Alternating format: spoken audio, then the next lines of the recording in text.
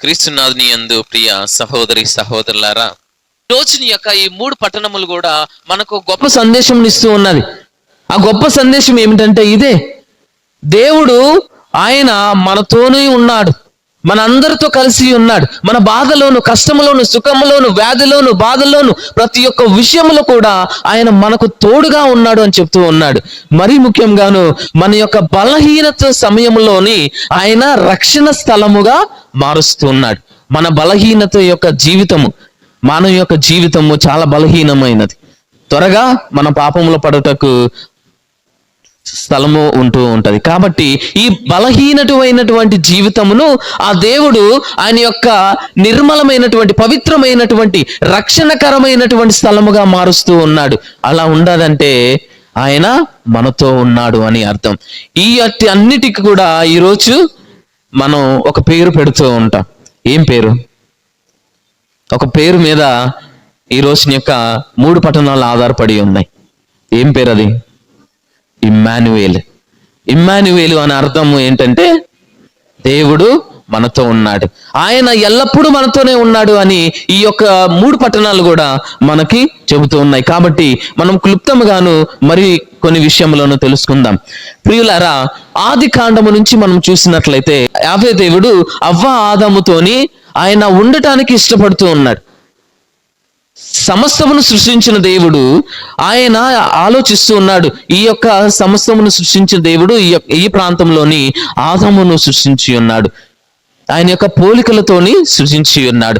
కాబట్టి దేవాతి దేవుడు ఆశపడుతూ ఉన్నాడు, ఇగో నా ప్రజల మధ్యన, ఈ యొక్క ఆదాము అవ్వల మధ్యన నేను కూడా సంతోషముగా ఉంటాను, నేను వారికి తోడుగా ఉంటాను, వారు నాతో ఉంటూ ఉన్నారని ఆయన ఎంతో ఆశపడి వారిద్దరిని సృజించడం జరిగి ఉన్నది. కానీ పాపము ద్వారా ఆ పవిత్ర బంధం అనేది తొలగిపోయబడినది. కానీ మరలా ఆ పవిత్ర బంధం అనేది మనకు వస్తూ ఉన్నది.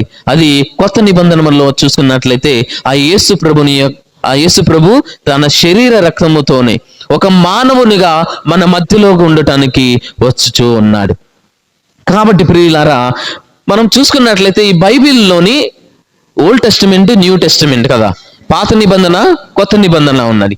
పాత నిబంధనలోని ఆ దేవాతి దేవుడు యావే దేవుడు ఆయన యొక్క ప్రజలకు వాగ్దానం చేస్తూ ఉన్నాడు, నేను మీతో ఉంటాను, నేను ఎల్లప్పుడూ మీతోనే ఉంటాను అని వాగ్దానం చేసి ఉన్నాడు.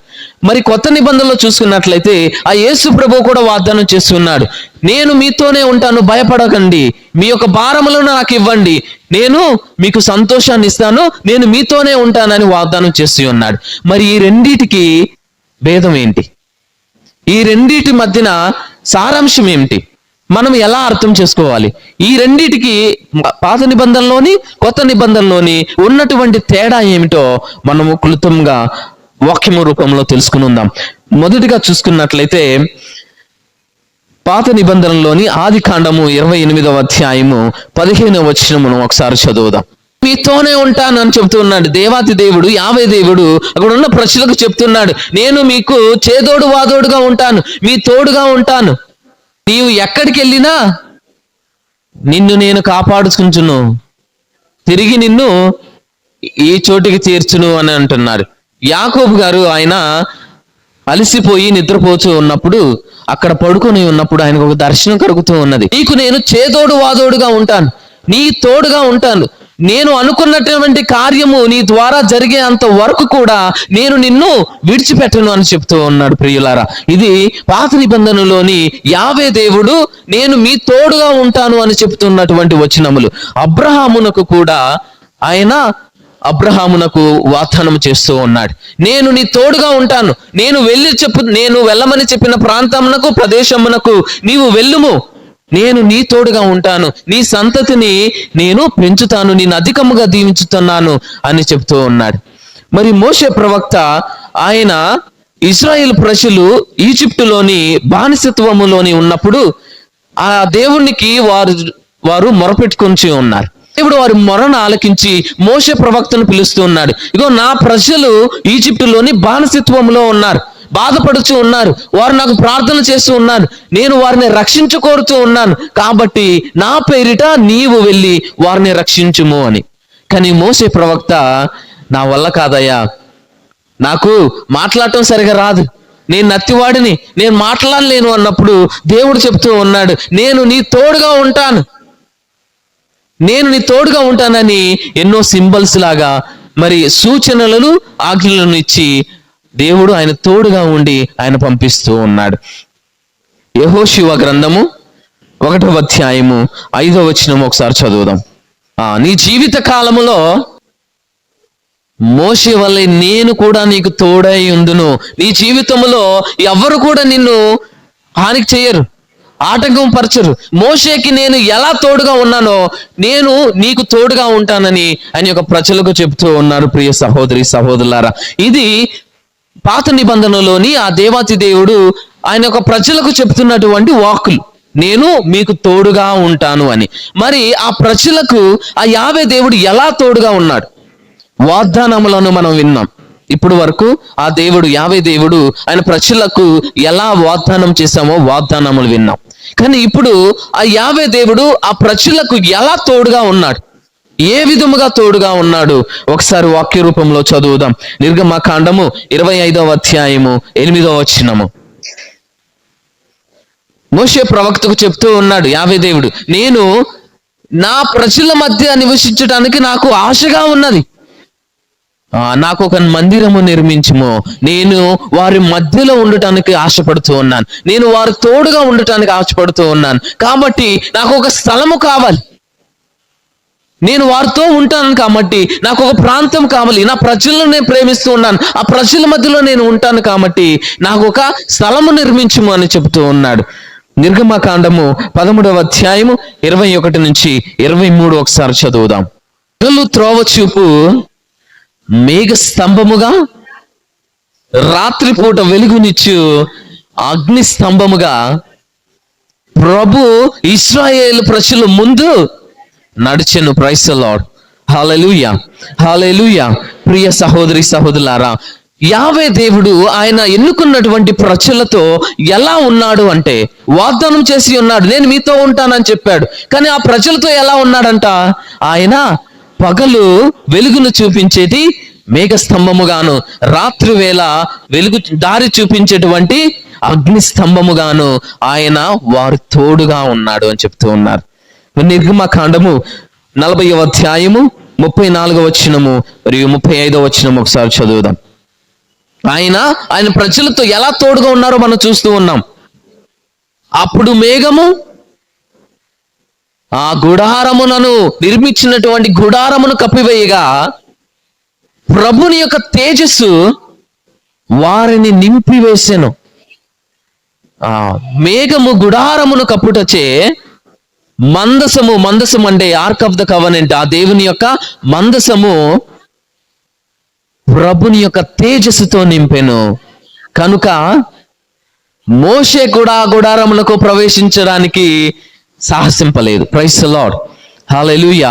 ఆయన యొక్క ప్రజలతో ఎలా ఉన్నాడంటే, ఇక దివ్య మందసములోని ఇక్కడ ఉన్నటువంటి దివ్య మందసము వంటిది, ఆ దివ్య మందసములో ఆయన ఎన్నుకున్నటువంటి ప్రజల తోడుగా ఉన్నాడని యావే దేవుడు మనకు చెబుతూ ఉన్నాడు. ప్రియ సహోదరి సహోదరులారా, అందుకే ఈ దివ్య మందసము అనేది చాలా గొప్పది, చాలా విలువైనది. ఇగో ఇవన్నీ కూడా ఆ యావే దేవుడు ఆయన యొక్క ప్రజల తోడుగా ఉంటానని ఆయన తోడుగా ఉన్నటువంటి అంశములు. మరి పాత నిబంధనలోని ఈ దేవుడు యావే దేవుడు చెప్పినవి అన్నీ కూడా ఒక సింబల్స్ లాగాను, ఒక గుర్తులుగాను, ఒక సూచన లాగాను మాత్రమే ఆయన యొక్క ప్రజల తోడుగా ఉన్నాడు. ఇశ్రాయేలు ప్రజలు నడుస్తూ ఉన్నప్పుడు వెలుగునిచ్చేటువంటి పగలు మేఘ స్తంభం వలె, రాత్రి వేళ అగ్ని స్తంభం వలె ఒక సింబల్, ఒక సూచన, ఒక గుర్తుగా ఆయన యొక్క ప్రజల తోడుగా ఉన్నాడు. కానీ ప్రియులారా, కొత్త నిబంధనలో మనం చూసుకున్నట్లయితే ఆ యేసు ప్రభు మన తోడుగా మానవుని వలె, మానవ శరీర రక్తముతోని ఆయన మన తోడుగా ఉండటానికి వచ్చి ఉన్నాడు. దాని పేరు Immanuel. Praise the Lord. Hallelujah. పాత నిబంధన మొత్తం మనం చూసుకున్నట్లయితే ఒక సైన్ మాత్రమే, ఒక ఆధారములుగా మాత్రమే, ఒక సూచనలుగా మాత్రమే, ఒక సింబల్స్ మాత్రమే ఆ దేవాతి దేవుడు ఆయన నమ్ముకున్నటువంటి ప్రజల తోడుగా ఉన్నాడు. కానీ కొత్త నిబంధనలోని వచ్చినటువంటి ఆశీర్వాదము దీవెన ఏమిటంటే ఆ దేవాతి దేవుడు మనకు ఒక మానవుడిగా జన్మించి మన మధ్యలో నివసించటానికి వచ్చి ఉన్నాడు. అది పవిత్రమైనటువంటి సాంగ్యము, అది పవిత్రమైనటువంటి సమయము. ప్రియులారా, ఈ యొక్క వర్డ్ అనేది మొదలవుతూ ఉన్నది. యోహాను సువార్త 1వ అధ్యాయము 1వ వచనములోని ఆదిలో వాక్కు ఉండెను, ఆ వాక్కు దేవుని యొద్ద ఉండెను, ఆ వాక్కే దేవుడే ఉండెను. ఆ వాక్కు దేవుని యొద్ద ఉన్నది. పాత నిబంధనలోని యావే ప్రభుతో ఉన్నటువంటి వాక్కు, ఆ ప్రజలతోని ఉన్నటువంటి ఆ వాక్కు, ఆ సూచనను గాను ఒక సింబల్ గాను సైన్ గాను ఉన్నటువంటి ఆ వాక్కు ఇక్కడ మనకు జీవముతోను నివసిస్తూ ఉన్నది, ప్రాణముతోను ఒక మానవుడి వలె వస్తూ ఉన్నది. 14వ వచనం ఒకసారి చదువుదాం. ఆ వాక్కు మానవుడై మన మధ్య నివసించెను, ఆ కృపా సత్యముతో నిండిన ఆయన మహిమలను చూచితిమి. అది తండ్రి యొద్ద నుండి వచ్చిన ఏకైక కుమారుని యొక్క మహిమ. ప్రైజ్ ది లార్డ్, హల్లెలూయా. ఇది పాత నిబంధనకు కొత్త నిబంధనకు దేవుడు నీ తోడుగా ఉంటాడు. పాత నిబంధనలో దేవుడు చెప్పినట్లుగా నేను మీ తోడుగా ఉంటాను అని చెప్పిన దానికి, కొత్త నిబంధనలోని ఆ యేసు ప్రభు నేను మీ తోడుగా ఉంటున్నాను అని చెప్పినది మధ్య ఉన్నటువంటి తేడా ఇది ప్రియులారా. పాత నిబంధనలోని ఒక సైన్ లాగా, ఒక సూచన లాగా ఉన్నారు, కానీ కొత్త నిబంధనలోని ఆ యొక్క వాక్కు మన మధ్య నివసిస్తూ ఉన్నది. ఆ వాక్కు జీవముతో నిండి ఉన్నది, ఆ వాక్కు శరీరమును నింపుకొని ఉన్నది, ఆ వాక్కు శరీర రక్తముతోని మన మధ్య నివసిస్తూ ఉన్నది. కాబట్టి ప్రియులారా, ఇది చాలా చాలా ముఖ్యమైనటువంటి అంశము, మనము చాలా జ్ఞాపకం ఉంచుకోవాల్సినటువంటి అంశము. ఫిలిప్పీలు, పునీత పౌలు గారు ఫిలిప్పీయులకు రాసిన లేఖ 2వ అధ్యాయము 6వ వచనము 7వ వచనము, ఆయన ఎల్లప్పుడూ ఆ దేవుడు ఈ వచ్చినటువంటి వాక్కు ఎలా ఉన్నది, ఆయన ఎల్లప్పుడూ దైవ స్వభావమును కలిగి ఉన్నను, దేవునితో తన సమానత్వమును ఇది గ్రహింపవలసినటువంటి విషయము. కానీ ఆయన తనను తాను తగ్గించుకొని సేవాపూర్వకమును దాల్చి మానవ మాత్రముగా జన్మించెను. ప్రైజ్ ది లార్డ్, హల్లెలూయా. ఆ వాక్కు, దేవుని యొక్క వాక్కు వచ్చినటువంటి జీవించుటకు వచ్చినటువంటి వాక్కు, ఆయన దైవ స్వరూపము కాదు. నేను దేవుడిని, నేను ఈ సేవల్ని చేయలేను, నేను చెయ్యను, మీరందరే నా కాడికి రండి అని ఎటువంటి అంశములను చెప్పలేదు, అలా బిహేవ్ కూడా చేయలేదు ప్రియులారా. కానీ దేవుడు అయినటువంటి యేసు ప్రభువు ఒక సేవకుడిగా మారుచూ ఉన్నాడు. ఆయన సేవలను మనందరికీ అందిస్తూ ఉన్నాడు. హెబ్రీయులకు రాసిన లేఖ 1వ అధ్యాయము 1వ వచనము మరియు 2వ వచనము. కనుక దేవుడు దేవాది దేవుడు చాలా సార్లు ఆయన యొక్క ప్రవక్తల ద్వారా మన యొక్క పూర్వీకులతో మాట్లాడి ఉన్నాడు. కానీ ఈ యొక్క ఆగమన కాలములోని, ఈ ఆగమన కాలం 4వ ఆదివారములోని ఆయన తన యొక్క కుమారుని ద్వారా మనతో మాట్లాడుచున్నాడు. Praise the Lord, hallelujah, hallelujah. ప్రియ సహోదరి సహోదరులారా, దేవుడు మనతో ఉన్నాడు అని చెప్పుకోవటానికి కావలసినటువంటి ఆధారములు ఏంటంటే ఇదే. ఆ దేవాతి దేవుడు మన తోడుగా ఉండడానికి వచ్చి ఉన్నప్పుడు మరి మన యొక్క హృదయములను ఎలా సిద్ధపరచుకోవాలి?